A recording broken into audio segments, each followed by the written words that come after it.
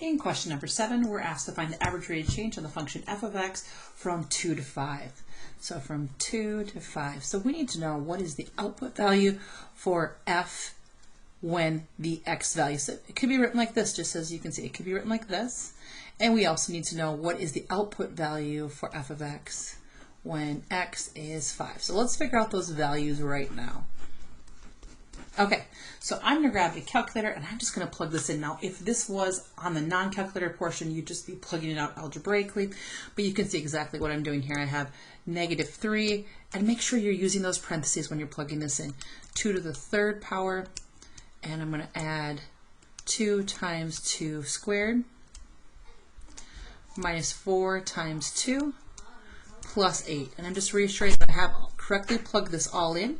So I have an output value of -16 here. Again, you could have done this by hand if this was not on the calculator portion. Let's do the exact same thing with 5 now. -3 times 5 to the 3rd power, plus 2 times 5 squared, minus 4 times 5, plus 8. Making sure that looks correct, checking my work, not being rushed, and I end up with a -337. All right, so now I'm just going to come back here and I'm following this basic formula. So f of the function that has an output value that corresponds with x of 2 minus the function's output value that corresponds with x of 1 over x2 minus x of 1. I just want you to be familiar with that, but recognize that's the same thing you learn in Algebra 1 that looks like this.